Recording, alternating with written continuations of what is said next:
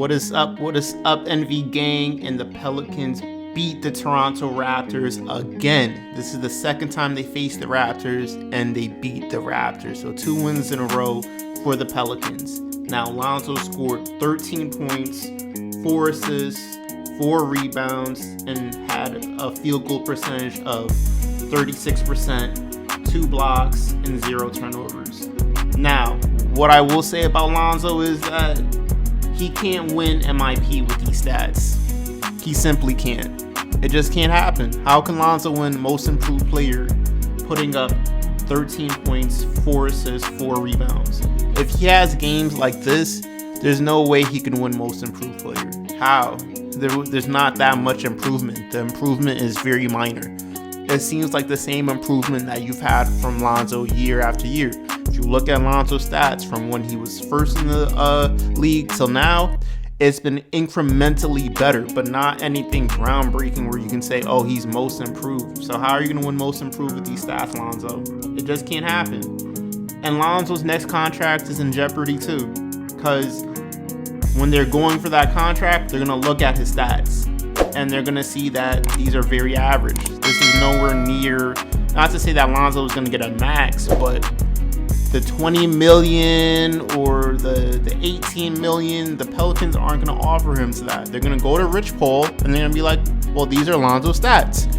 Does that justify a big contract? And the answer is no. So Lonzo's next contract is in jeopardy. If I was to give Lonzo a grade for his performance, I'll give him a C-. I give him a C- because these are very average. I mean, Lonzo, he didn't drive to the basket like that. He shot 0 free throws this game. How are you a guard and you don't shoot free throws?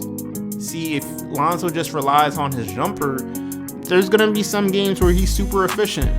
There's going to be some games where his jumper is automatic.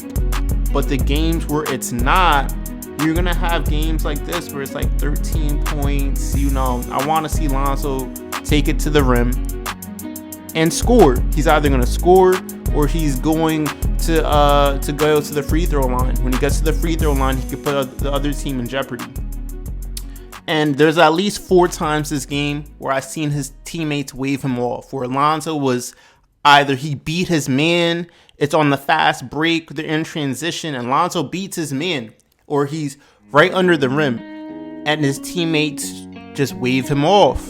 They either wave him off or they don't pass him the ball when he has a chance to score or make a play. And that's something that bothers me because Lonzo doesn't do that to his teammates. Eric Bledsoe did it. Brandon Ingram did it. Like, it bothers me when his teammates do that because it's like, it's not fair. Like, there's so many Lonzo always passes the ball. So if Lonzo's an opportunity where he should get the ball to score, make an easy play for somebody else, they should just pass him that ball. So that's something that I didn't like to see. Even though I'm a Pels fan, I gotta say the refs were on the Pels side tonight. If you're not biased, the whistle was blowing for the Pelicans way more than the Raptors. There were a few calls against the Raptors where I thought it was kind of ticky-tacky, but at the same time, it went against us the last game we played. So I gotta say that the Pelicans did get the refs benefit this game. The refs were definitely blowing the whistle more so for the Pelicans than the Raptors. The Pelicans went to the free throw line way more than the Raptors, so you can't say that the Pelicans didn't benefit from the whistle from the ref. Nick Nurse, the coach for the Raptors, he was going through it on the sideline with these calls, so I feel him. And I gotta say, Eric Bledsoe, he woke up tonight. There was a lot of Eric Bledsoe slander when he first came into the Pelicans. How is he gonna fit, this and that? So I'm glad that Eric Bledsoe isn't playing like complete trash lately. But I still don't think he fits properly with this team. I think they're now making it work where Eric Bledsoe has more room to operate on that bench unit. They're staggering his minutes better, and I think that he's able to mold his game, which is literally mid-range, attacking the basket, that kind of thing, like a traditional point guard. So Eric Bledsoe, he made some crucial plays. He hit a crucial 3. I think he had like a crucial steal. So Eric Bledsoe is proving his worth, but I still think that the Pelicans should not either re-sign him or they should trade him next season, simply because they just got too many point guards. And it's nothing against Eric Bledsoe personally, but there's just too many guards. I think that if they could flip Eric Bledsoe for a shooter, I think that would be great. Or just something like that. But that's just my opinions. Our bench is trash. In fact, during the game, the announcer said that we had one of the leagues, we were the bottom 5 in the league in bench productivity, which is crazy. How is our bench bottom 5 in the league? In fact, they even said one Toronto Raptor player had more points than the whole entire bench. I was like, oh my God, how? The problem is JJ Redick, and I'm not too worried about JJ Redick. He's just in a shooting slump. This happens to shooters. Shooters go through these shooting slumps. It happens to Steph Curry, where he goes games where he's just awful from 3, or Klay Thompson, where he's just awful for 3, where he'll go on like a 5-game stretch where he's horrible, or 13-game stretch where he's horrible. I know JJ Redick is eventually going to wake up and he's going to be lights out. So I'm just going to be patient with Redick. It's the beginning of the season. Melly, I was a big supporter of Melly, but it's getting hard to justify Melly on the floor. Like, Melly's supposed to be a floor spacer. If you're not hitting your 3, I mean, Melly, I'm not going to completely write you off like most of the fan base, but you know, the whole excuse is the beginning of the season. Pretty soon, we're not going to have that excuse no more, where it's not the beginning of the season and 40 games are going to go past. You can't use that excuse. So hopefully Melly wakes up and JJ Redick wakes up. With Jackson Hayes, he's still, to my opinion, 2 years away from being like a real center in the league. Like, to me, it seems like Jackson Hayes is almost regressed, if that's even possible. He's not... It's weird. Like, I feel like his first year in the league, he was doing better than he is doing now. It's so weird, because it's like I'm not seeing no progression. I don't see, if he did work on something in the offseason, I'm not seeing it now, because he's not, he has no offensive game. Like, he can only catch lobs, or he's a rim runner. That's it. He can't create his own offense. He has no post-up game. He has no sky hook. He has no moves outside of just being real athletic.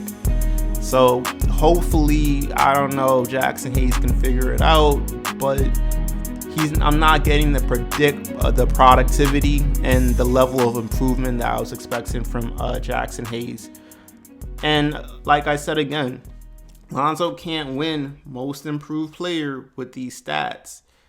13 points is not justification for most improved player.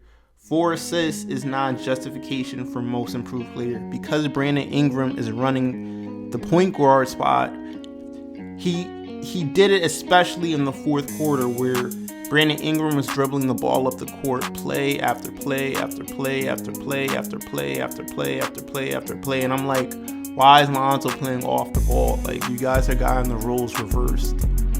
We won this game, but I'm telling you, if the Pelicans' default is for Brandon Ingram to be the point guard in these situations, we're not going to win games. So far, we've been winning games off of talent alone, but that's not a winning play style. I want Lonzo to control the offense, because if you're having Brandon Ingram be the point guard, Lonzo's assists are going to suffer.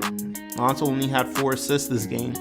How's Lonzo supposed to get his assist ups, especially if he's a pass-first point guard, if Brandon Ingram's also the point guard? So that's something that Lonzo, his agent, they got to tell this is a contract year for Lonzo. Lonzo's probably the most unselfish player in the NBA, but this is the year that he has to be selfish. Otherwise, he's not going to get the bag that he wants, and it's just going to be trash. But again, it's your boy For All to Envy Gang. If you like basketball, if you're new to my channel, you like basketball, you like Lonzo Ball, you like LaMelo Ball, please hit that subscribe. It greatly helps the channel out. I talk all things Lonzo, LaMelo, LiAngelo, Pelicans, Hornets, or just basketball related things. So if you like those things, please hit that subscribe.